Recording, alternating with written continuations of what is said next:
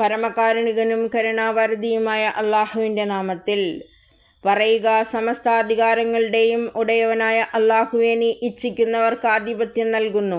നീ ഇച്ഛിക്കുന്നവരിൽ നിന്ന് അത് നീക്കിക്കളയുകയും ചെയ്യുന്നു. നീ ഇച്ഛിക്കുന്നവർക്ക് പ്രതാപമേകുന്നു. നീ ഇച്ഛിക്കുന്നവരെ നിന്ദിതരാക്കുകയും ചെയ്യുന്നു. സൗഭാഗ്യങ്ങൾ അഖിലം നിന്റെ ഹസ്തത്തിലത്രേ. നിസ്സംശയം നീ സകല കാര്യങ്ങൾക്കും കഴിവുള്ളവനാകുന്നു. നീ രാവിനെ പകലിനോട് ചേർത്ത് വയ്ക്കുന്നു, പകലിനെ രാവിനോടും.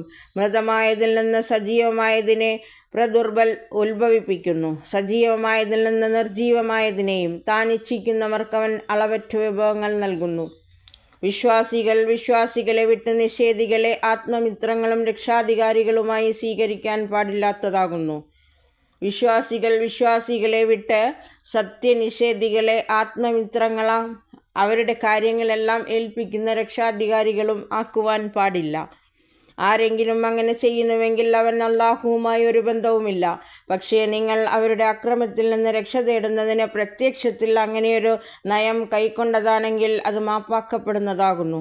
എന്നാൽ അല്ലാഹു അവനെക്കുറിച്ച് തന്നെ നിങ്ങളെ ഭയപ്പെടുത്തുന്നു. അവങ്കലേക്കല്ലോ നിങ്ങളുടെ തിരിച്ചുപോക്ക്.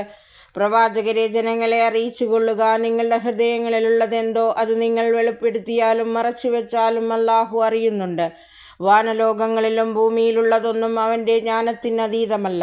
അവൻ്റെ ത്രാണി സകലത്തെയും വലയം ചെയ്തതല്ലോ. ഓരോ മനുഷ്യനും താൻ അനുഷ്ഠിച്ച സൽക്കർമ്മത്തിൻ്റെയും ദുഷ്കർമ്മത്തിൻ്റെയും ഫലം കണ്ടെത്തുന്നൊരു നാൾ വരാനിരിക്കുന്നു. അന്നാളിൽ തന്നിൽ നിന്ന് ആ ദിനം അതിദൂരം അകന്നുപോയെങ്കിൽ എന്നത്രേ മനുഷ്യൻ ആഗ്രഹിക്കുക. അല്ലാഹു നിങ്ങളെ അവനെക്കുറിച്ച് ഭയപ്പെടുത്തുന്നു. അല്ലാഹു അവൻ്റെ അടിമകളോട് അതിരറ്റ ദയാപരനാകുന്നു. പ്രവാചകരെ, ജനത്തോട് പറയുക, നിങ്ങൾ യഥാർത്ഥത്തിൽ അല്ലാഹുവിനെ സ്നേഹിക്കുന്നുവെങ്കിൽ എന്നെ പിന്തുടരുവിൻ.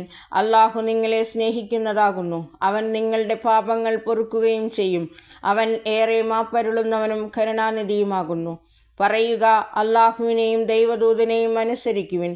ഇനി തങ്ങളുടെ ഈ സന്ദേശം അവർ സ്വീകരിക്കുന്നില്ലെങ്കിൽ നിശ്ചയം അല്ലാഹുവിനെയും അവൻ്റെ ദൂതനെയും അനുസരിക്കാൻ വിസമ്മതിക്കുന്നവരെ അവൻ സ്നേഹിക്കുക സംഭവ്യമല്ല തന്നെ.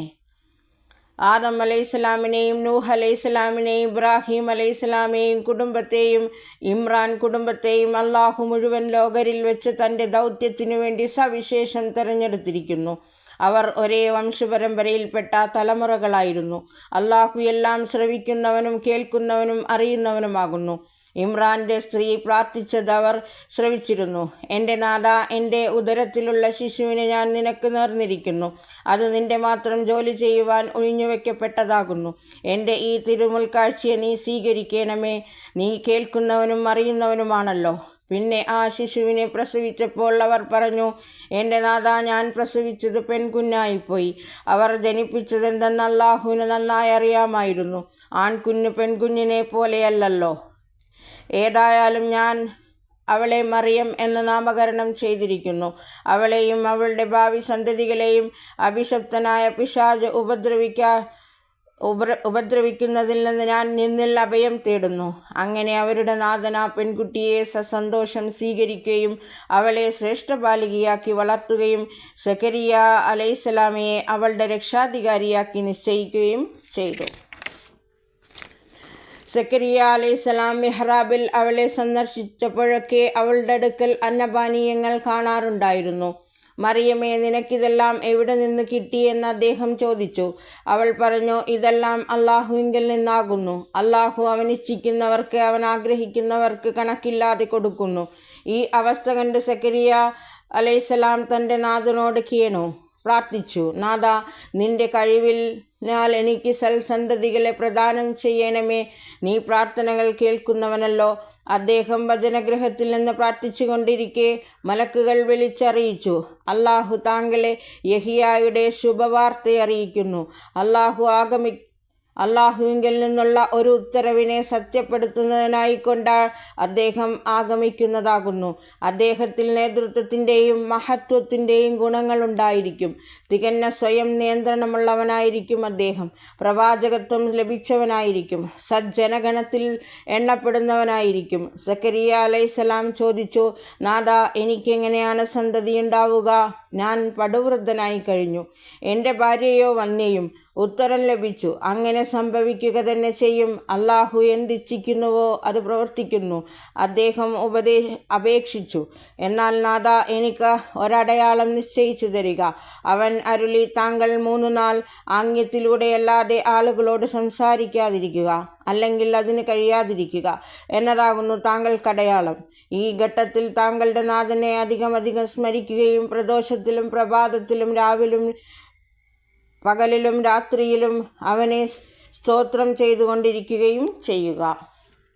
പിന്നീട് മലക്കുകൾ ആഗതരായി മറിയമിനോട് ഇപ്രകാരം ഓതിയ സന്ദർഭമുണ്ടായി: ഓ മറിയം, അള്ളാഹു നിന്നെ പ്രത്യേകം തിരഞ്ഞെടുക്കുകയും വിശുദ്ധയാക്കുകയും ചെയ്തിരിക്കുന്നു. തന്നെ സേവിക്കുന്നതിനു വേണ്ടി അവൻ നിന്നെ ലോക നാരികളിൽ ഏറ്റവും മുൻഗണന നൽകി തിരഞ്ഞെടുത്തിരിക്കുകയാകുന്നു. ഓ മറിയം, നീ നിന്റെ നാഥനെ വണങ്ങുക, അവനെ പ്രണമിക്കുക, അവനെ നമിക്കുന്ന ദാസന്മാരോടൊപ്പം നമിക്കുകയും ചെയ്യുക. ഓ പ്രവാചകരെ, ഇവ പറഞ്ഞ വാർത്തകളാകുന്നു. ദിവ്യബോധത്തിലൂടെ നാം അത് താങ്കൾക്ക് അറിയിച്ചു തരുന്നു. മറിയമിൻ്റെ രക്ഷാധികാരം ഏറ്റെടുക്കേണ്ടതാരെന്ന് നിശ്ചയിക്കുന്നതിന് ക്ഷേത്രപരികർമ്മികൾ തങ്ങളുടെ നാരായങ്ങൾ എറിഞ്ഞപ്പോൾ താങ്കൾ അവിടെ ഉണ്ടായിരുന്നില്ലല്ലോ. അവർ തർക്കിച്ചു കൊണ്ടിരുന്നപ്പോഴും താങ്കൾ അവിടെ ഉണ്ടായിരുന്നില്ല. മലക്കുകൾ അവളോട് പറഞ്ഞ സന്ദർഭം: ഓ മറിയമേ, നിന്നെ അള്ളാഹു അവങ്കിൽ നിന്നുള്ള ഒരു വചനത്തിൻ്റെ സുവിശേഷം അറിയിക്കുന്നു. അവൻ്റെ നാമം മസീഹ് ഈസബ്നു മറിയം എന്നാകും. ഇഹത്തിലും പരത്തിലും അന്തസ്സുറ്റവനായിരിക്കും. ദൈവത്തിൻ്റെ ഉറ്റദാസന്മാരിൽ എണ്ണപ്പെട്ടവനുമായിരിക്കും. തൊട്ടിലിൽ തന്നെ അവൻ ജനത്തോട് സംസാരിക്കും. പ്രായമായ ശേഷവും അവൻ ഒരു സച്ചരിതനായിരിക്കും. ഇത് കേട്ടപ്പോൾ മറിയം പറഞ്ഞു: നാഥ, എനിക്കെങ്ങനെ കുഞ്ഞുണ്ടാകും? എന്നെയാണെങ്കിൽ ഒരു പുരുഷൻ സ്പർശിക്കുക പോലും ചെയ്തില്ലല്ലോ. മറുപടി ലഭിച്ചു: അவ்விധമുണ്ടാവുക തന്നെ ചെയ്യും. അള്ളാഹു ഇച്ഛിക്കുന്നത് സൃഷ്ടിക്കുന്നു. അവൻ ഒരു കാര്യം തീരുമാനിച്ചാൽ അത് ഭവിക്കട്ടെ എന്നു പറയുകയേ വേണ്ടൂ. ഉടനെ അത് സംഭവിക്കുന്നു. മലക്കുകൾ തുടർന്നു പറഞ്ഞു: അള്ളാഹു അവന് വേദവും തത്വജ്ഞാനവും തൗറാത്തും ഇഞ്ചീലും പഠിപ്പിക്കും. ഇസ്രായേൽ വംശത്തിലേക്ക് ദൈവദൂതനായി നിയോഗിക്കുകയും ചെയ്യും.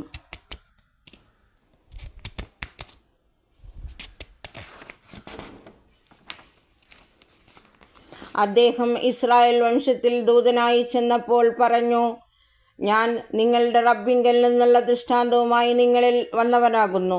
ഞാൻ നിങ്ങളുടെ മുമ്പിൽ വെച്ച് കളിമണ്ണ് കൊണ്ടൊരു പതംഗരൂപമുണ്ടാക്കാം. എന്നിട്ട് ഞാൻ അതിൽ ഊതാം. അപ്പോൾ ദൈവഹിതത്താൽ അതൊരു പക്ഷിയായി തീരും.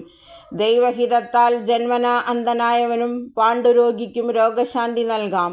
അവൻ്റെ ഹിതത്താൽ ഞാൻ മൃതജഡത്തെ ജീവിപ്പിക്കാം. നിങ്ങൾ ഭുജിച്ചു കൊണ്ടിരിക്കുന്നതെന്തെന്നും ഗൃഹങ്ങളിൽ സൂക്ഷിച്ചു വെച്ചിട്ടുള്ളതെന്തെന്നും ഞാൻ നിങ്ങൾക്ക് വിവരിച്ചു തരാം.